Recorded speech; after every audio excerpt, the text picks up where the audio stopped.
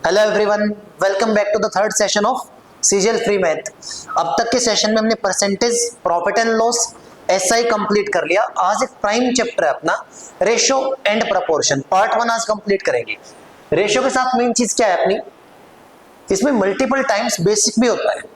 Ratio के अंदर जो फाउंडेशन प्रॉपर्टीज है उनका भी अपना एक बड़ा रोल है, और मैं प्रेटी श्योर ये कॉन्फिडेंटली कह रहा हूं कि अगर फाउंडेशन से मैंने कुछ क्वेश्चन पूछे, ज्यादातर आप में से गलत करेंगे। ये एक फैक्ट है, अगर बेसिक क्वेश्चन डाले जाए तो आपसे जल्दी कवर होंगे नहीं वो वाली चीजें, बट स्टिल जो मेन चीजें हैं वो साथ में हाईलाइट और लिखवाता चलूंगा, उनको प्रॉपर्टी मान के एज इट इज यूज करना। ठीक है, स्टार्ट करते हैं पहले एक फाउंडेशन क्वेश्चन से कि वास्तव में रेशो है क्या।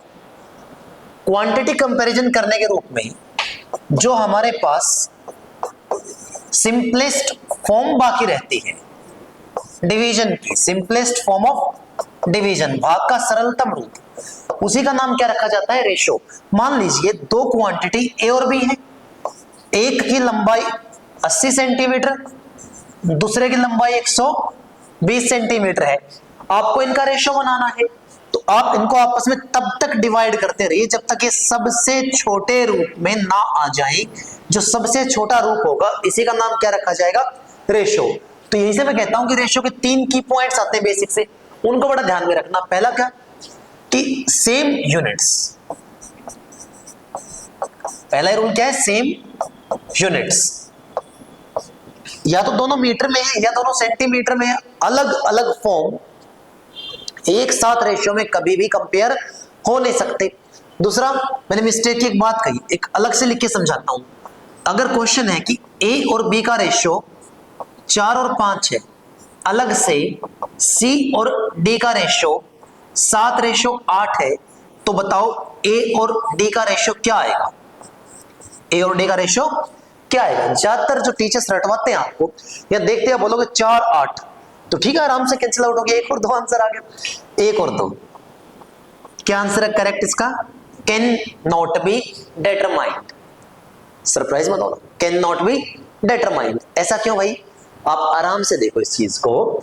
सेम यूनिट्स, पहला पॉइंट समझ में आता है, यूनिट्स का एक जैसा होना। अगला पॉइंट देखिए आप, जब तक भी आपको रेशो लिखनी है, जब तक भी आपको रेशो लिखनी है, रेशो ऑलवेज, ऑलवेज कह रहा हूं मैं, रिटर्न विद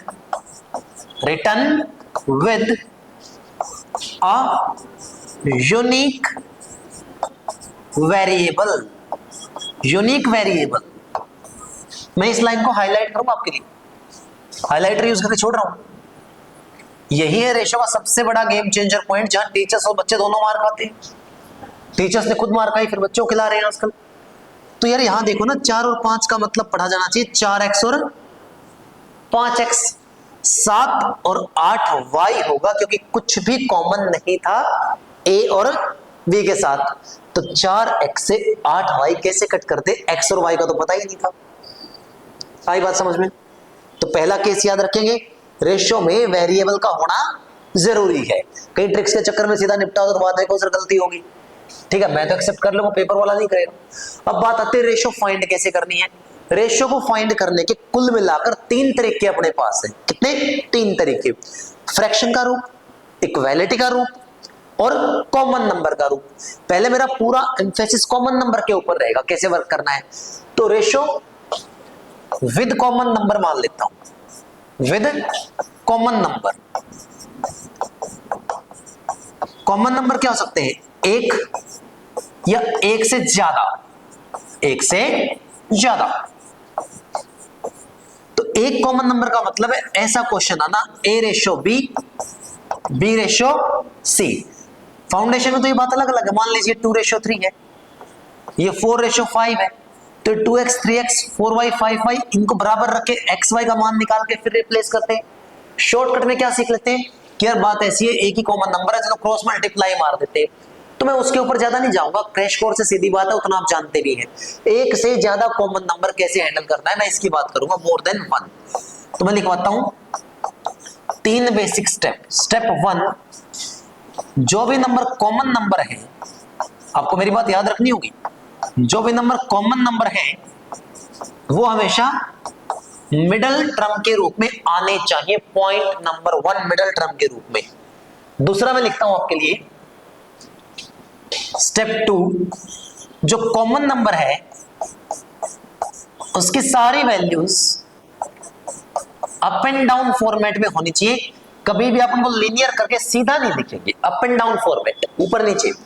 और स्टेप नंबर 3, ऐसा करने से बहुत सारे स्पेस ब्लैंक में क्रिएट होते हैं। तो ब्लैंक है वो आप फिल करते हैं नियर बाय नंबर से, जो सबसे नजदीक का नंबर होगा उसको उठाएंगे और ब्लैंक में डाल देंगे। इतना पॉइंट क्लियर रहेगा आपके? चलिए यूज करके दिखाता हूं क्या कह रहा हूं इस चीज के ऊपर। तो मैं यहाँ पे एक क्वेश्चन लिखता हूं अपने पॉइंट ऑफ व्यू से, आप उसको देखना, आराम से बनाना।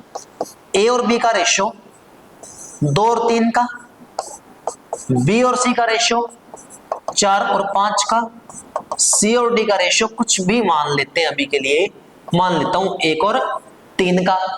तो कॉमन का मतलब क्या बताया था मेरे भाई? रिपीटेशन। रिपीटेशन किसका हुआ? बी और सी। तो बीच में नाम लिखो बी के और सी के, इधर नाम लिखो ए का और इधर नाम लिखो डी का। इतना पॉइंट समझ में आया? ए और बी 2 और 3 अप एंड डाउन। स्टेप 2, तो बी की अगली वैल्यू डाउन करके लिखो 4, उसके समानांतर 5, सी की अगली वैल्यू डाउन करो 1, उसके समानांतर 3। अब जो ब्लैंक्स हैं, जो खाली स्थान आए हैं, ये नियर बाय नंबर से, यहाँ नियर बाय कौन है? 3, तो यहाँ हर जगह 3 को शिफ्ट कर दो। यहाँ नेबरिंग नंबर कौन है? 5, यहाँ नेबरिंग कौन है? 4, और सबसे लास्ट का नेबर कौन है? 1। तो मल्टीप्लाई करना, 4 का डबल 8, 3 इंटू 4 12, 3 इंटू 5 15, ये 3 3 9 पंजे 45। तो आंसर कितना हो जाएगा? 8 12 15 45। आई बात समझ में? तो ये वो कहानी होगी। इस तरीके से इस पॉइंट को आप यूज करके अपना सेव करो इस चीज को। अगर आपको लगता है कि यहाँ कुछ कैंसिल आउट हो सकता है, कुछ कॉमन आ सकता है, तो ठीक है, ना आए तो यही फाइनल आंसर है। आई बात समझ में? इसके ऊपर 4-5 क्वेश्चन और डाल के एक्स्ट्रा प्रैक्टिस करवा सकता हूँ टाइम खराब करने के लिए, नहीं तो कंसेप्ट इतना है, बस इतना ही करो, बात खत्म हो जाएगी। ठीक है, अब देखो जरा आगे लेके चलता हूँ इस चीज को और आपको नेक्स्ट क्वेश्चन से मैं स्टार्ट करवाता हूँ फाउंडेशन की। अब ये पहला क्वेश्चन है बेटा आपके सामने, इनकम एक्सपेंडिचर सेविंग। आप परसेंटेज से जानते हो इनकम बराबर होता है एक्सपेंडिचर प्लस में सेविंग के। यहां लाके माइनस कर दूंगा, इनकम माइनस एक्सपेंडिचर बराबर होता है सेविंग के। तो क्या पूछा है? ए और बी के इनकम का रेशियो 9 और 7, एक्सपेंडिचर का रेशियो 2 और 3। तो सेविंग का रेशियो बता दो। पूरे 9 में से 2 घटा दिए, 7 में से 3 घटा दिया, 7:4, जो कि गलत आंसर है। गलत। ए और बी की इनकम का रेशियो कितना है? इनकम का रेशियो कितना है? 9x और 7x। एक्सपेंडिचर इनकम से अलग टर्म है, उसको आप दोबारा x से रिप्रेजेंट नहीं कर सकते, लिखवाया था यूनिक वेरिएबल। तो मुझे 9x में से 2y माइनस करना और 7x में से 3y माइनस करना, x और y मुझे पता नहीं क्या है, तो क्या बोलूंगा? Can not be determined. ये है बेसिक की गलती। आई समझ में? अब आ जाओ इस पे। ए और बी के इनकम का रेशियो 4 और 5 है, एक्सपेंडिचर का रेशियो 3 और 8 है, सेविंग का रेशियो ज्ञात करना है। इनकम ऑफ ए इक्वल दे रखी है एक्सपेंडिचर ऑफ बी के। तो मैंने कहा बात ठीक है भाई आपकी, ये 4 और 5 है, मतलब 4x और 5x है। एक्सपेंडिचर बोलिए 3 और 8 है, मतलब 3y और 8y है। सेविंग निकालना है, हिंट बता रखा है कि ए की इनकम बराबर होगी किसके? बी वाले एक्सपेंडिचर के। तो 4x बराबर दिया जा रहा है किसके? 8y के। तो भाई इसका मतलब क्या होगा? 8 इधर ले आओगे, 4 इधर ले आओगे, क्या रेशो आ जाएगी? 2 और 1। मतलब x का मान जहां 2 होगा उसके रिस्पेक्टिव में y का मान 1 होगा। अब ठीक, x का मान 2, उसके रिस्पेक्टिवली y का मान 1। तो 4 का डबल 8, 8 में से 3 घटा दो, ये कितना बचेगा? 5, 5 का डबल 10, 10 में से 8 घटा दो, कितना बचेगा? 2। तो फाइनल आंसर कितना होगा? 5:2। अब मैं आपको यहां ले आता हूं, ये क्वेश्चन देखो कितना प्यारा क्वेश्चन है। और अभी तक की जितनी मैथ की आपकी top quality paid book available है मार्केट के अंदर अलग अलग, वो 7300 से स्टार्ट करके 12000 15000 प्लस वाली आ जाए, क्वालिटी क्वेश्चन नहीं मिलेंगे। रिपीट करना अलग बात होती है, क्वालिटी क्वेश्चन नहीं मिलेंगे। ये जो क्वालिटी क्वेश्चन आपको दे रहा हूं ना, मेरी पेड बुक में सारे ऐड है इंटायरली। सीक्वेंस वाइज पेपर में आ जाने शुरू हुए हैं। बुक तो 5 साल पहले से मार्केट के अंदर है, तो बहुत कम है इनकी तरह, वो इतनी मोटी किताब नहीं है, इतनी 250 page bilingual edition Hindi English done इतने में विद सॉल्यूशन। चाहो तो यूज कर सकते हो सीजन से पहले, बहुत फायदा होने वाला है चाहो तो। अब देखो इनकम ए की 50% ज्यादा है बी के इनकम से। मैंने कहा ठीक है 50% तो हाफ होता है, तो 1/2 यानी इसकी इनकम 2x मानूंगा तो ये 3x हो जाएगी। तो यहां आते आते इतना तो पता होना चाहिए ना। एक्सपेंडिचर का रेशियो कितना है 2 और 3, 2y और 3y। सेविंग का रेशियो में क्या बोला कि सेविंग बी की 50% कम है, मैं यहां कर देता हूं 50% कम का क्या मतलब होता है 2 से 1 कम, तो ये 2z है तो ये 1z है। अब क्या कह रहा है, ये नया ही क्वेश्चन है भाई, ये क्या कह रहा है कि ratio of the income of B expenditure of A, तो x और y का आंसर चाहिए, x और y का आंसर चाहिए। आ जाओ ले आता हूं, a का 3x - 2y, b के लिए 2x - 3y। इनकम में से एक्सपेंडिचर माइनस कर दिया, सेविंग बच गई, z अपने आप कैंसिल आउट हो गया। आप कहोगे 3x - 2y बराबर है 4x - 6y। ये ज्यादा इंटेलिजेंट टीचर इसको सीएनडी टिक मरवाते हैं, पता है आपको इस बात का। नॉलेज की कमी है ना, क्या करूं, टीचर्स को भेज देना सीख लेंगे। तो ये क्या बना, माइनस करने पर x, ये प्लस होने पर क्या बना 4y। फिर बताया था, फिर बता रहा हूं, क्रॉस करो, x और y का रिस्पेक्टिव आंसर कितना है 4 और 1।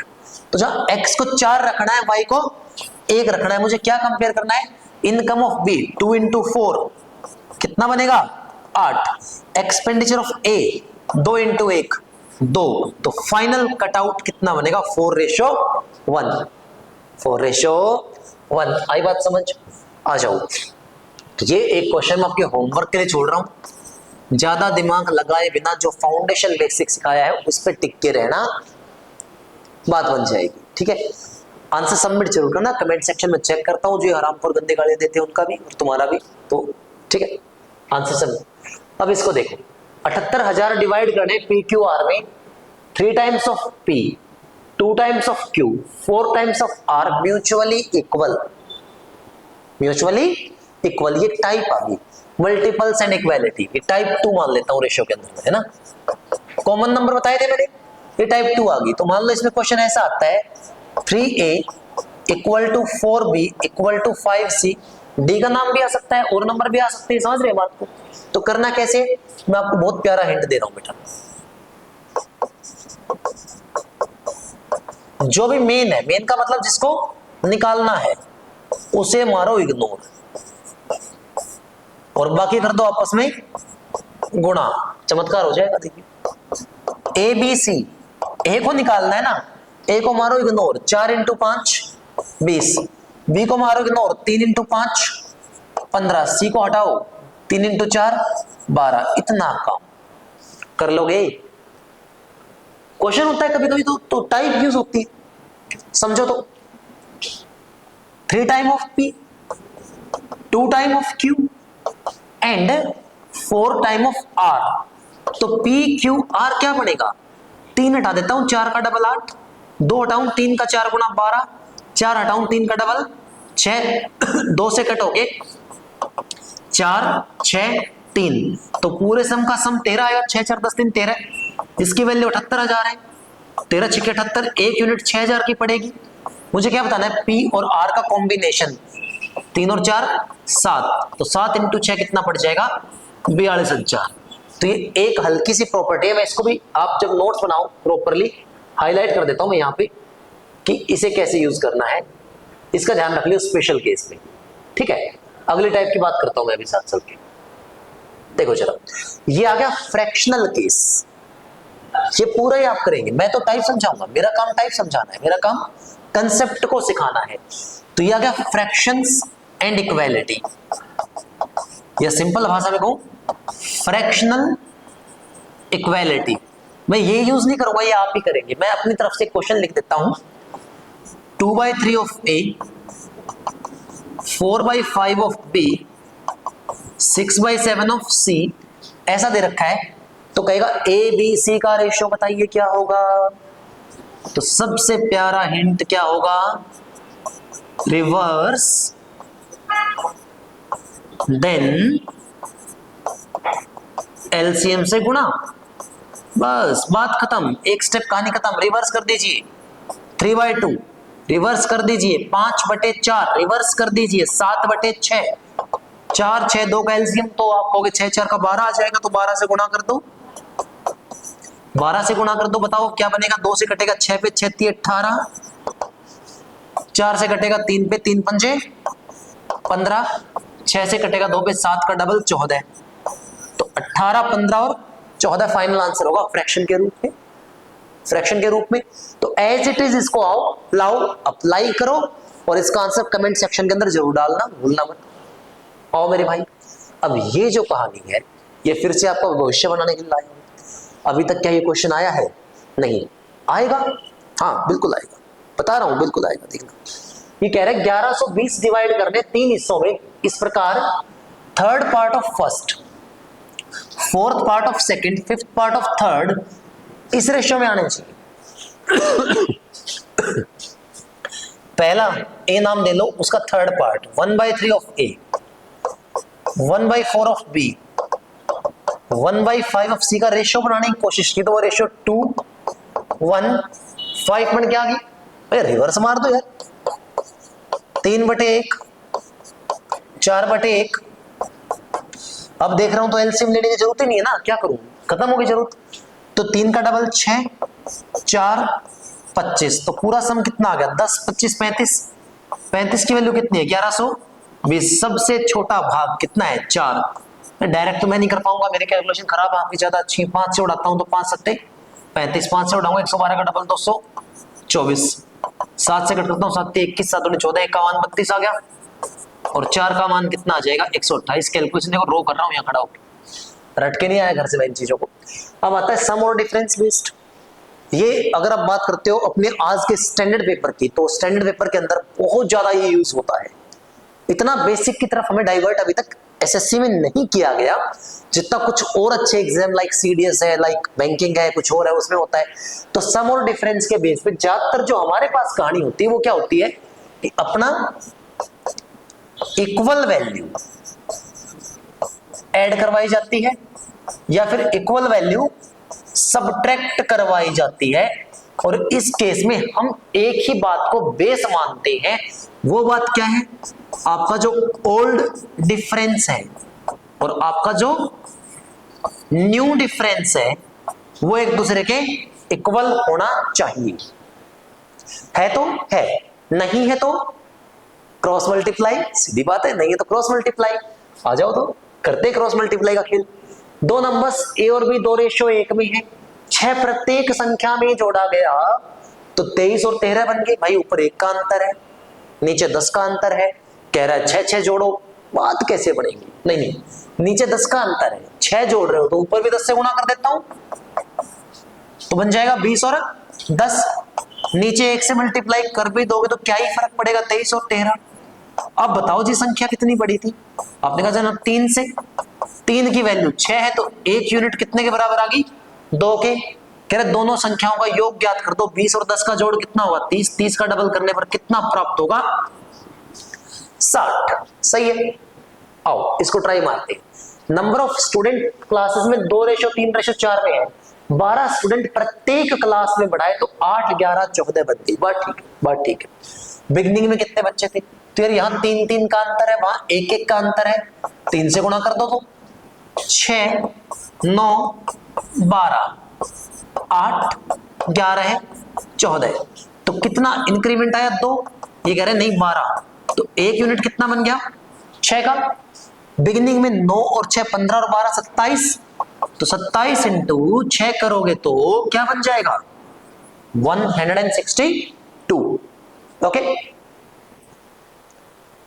2 नंबर 5 रेशो 7 में 2 का अंतर, दोनों में से 9 घटा दिया, 7 11 4 का अंतर, ऊपर 2 से गुणा कर दो तो एक तो होमवर्क बनता है, बनाओगे। हाँ 4 सब्ट्रैक्ट किया गया तो रेशो 3 रेशो 4 बन गई, 1 का अंतर। 8 ऐड करूंगा तो 9 और 10 बन जाएगी। नंबर क्या है? तो ऊपर भी 1 का अंतर है, नीचे भी 1 का अंतर है, तो कोई दिक्कत तो है नहीं। तो 4 माइनस करने पर 3 रेशो 4, 8 प्लस करने पर 9 रेशो 10, तो मार्जिन कितने का आएगा 6 का। माइनस का 4 प्लस का 8, 12 का अंतर है। एक की वैल्यू कितनी आ गई 2, तो 3 की वैल्यू 6 आ जाएगी, 4 की वैल्यू 8 आ जाएगी। तो 4 घटाने पर 4 कम करने पर प्राप्त हुई थी, 4 और जोड़ दो भाई, ये 10, 4 और जोड़ दो 12, तो ओरिजिनल नंबर 10 और 12 आएंगे। ये कहानी ठीक है, तो मैं समझा रहा हूं, हाइप क्रिएट तो कर नहीं रहा बहुत ज्यादा ये कह दूं, पर क्वेश्चन अच्छा है। स्टैंडर्ड एज प्रॉब्लम में बहुत ज्यादा इस्तेमाल होता है, ये हम जानते हैं, some year ago, some year hence. तो ये कैच करना है ना कहां से बना है, सोर्स बता रहा हूं। आओ, इनकम एक्सपेंडिचर सेविंग फिर उठ के आ गए, तो ये तो टाइप फिक्स कर लो। हाँ ना यार, इसलिए कह रहा हूं फिक्स कर लो। इसको ऐसे लिखा करो, ए की इनकम, बी की income minus savings equal to A का एक्सपेंडिचर डिवाइड बाय बी का एक्सपेंडिचर। जो रुपीज में दे रखा होता है ना, वो यहां माइनस कर दिया करो। हो सकता है कि अगली बार रुपीज में सेविंग को ना देके एक्सपेंडिचर को दे दे, सेविंग को रेशियो में पटक दे। टाइप बता दी, टेम्पलेट बता दिया, और टेम्पलेट को हाईलाइट करके छोड़ देता हूं। तो इसको फिक्स कर लो, ज्यादा वो क्रॉस प्रोडक्ट के चक्कर में मत पड़ना। वो डिजाइन ही इसलिए किया गया था बर्बाद हो जाओ उसमें, समझ रहे हो बात को, बर्बादी बचानी है खुद की। ये कह रहे हैं यार 3 2 4 3, तो मैं कह दूंगा 3x 2x, इसका 1000, इसका 500, किसके बराबर है 4 और 3 के, तो 3 3 9, 3000, 4 का डबल 8, 500 के 20 यानी 2000। वहां जाकर ये प्लस ये माइनस, तो x का मान कितना आ गया 1000। मुझसे क्या पूछा है, उनकी इनकम ज्ञात कर दो। तो इसकी इनकम 3x थी, 2x थी, तो 1000 रखोगे तो बेटा कितना बन जाएगा 3000 और 2000। तो इतने काम में कोई भी ऐसी फालतू वाली एक्टिविटी नहीं करनी जिसकी वजह से आता हुआ क्वेश्चन गलत हो। देखो, तो सर्टेन सम डिवाइड किया गया अमंग ए बी सी 5 18 12 में। सी ने अपने हिस्से में से 600 निकाले और किसको दे दिए, बी को, तो नया रेशियो 1 4 2 बन गया। हाँ ठीक है, ये भी वो फालतू तो करवाएंगे, कंफर्म है, कुछ ना कुछ तो उल्टा सीधा सिखाएंगे जिससे गलत हो जाए आपका। मैं तो भी जो समझ रहा हूँ वही आपको कह रहा हूँ कि 5 18 12 है, तो एक बार लिख लो 5x 18x 12x। इसने 600 कम कर दिए खुद के खाते में से, और ये 600 किसको दे दिए, दानवीर बन के इसको, और ये तो चेंज आ नहीं पाया, नया 1 4 2 बन गया। तो मैं कह रहा हूँ 5x बटे में 18x प्लस 600, ए और बी यूज कर रहा हूँ 1 बटे 4 के, तो बन जाएगा 20x बराबर है 18x प्लस में 600। अब जुगाड़ लगा लो साइड बाय साइड, मेरा आंसर आ गया। 2x का मान 600 है, तो x का मान कितना आएगा मेरा 300। आप कह रहे सर सम पूछा 12 18 30 5 35 इंटू 3 105, तो 10500। इज इट सही है? ठीक है, ओके। आज के लिए थैंक यू मेरी तरफ से। आप तो बोलोगे सेशन के बाद, ठीक है। इतना सेशन कंप्लीट हुआ, यहां तक का एंजॉय करना, अगला फिर स्टार्ट करेंगे। All the best.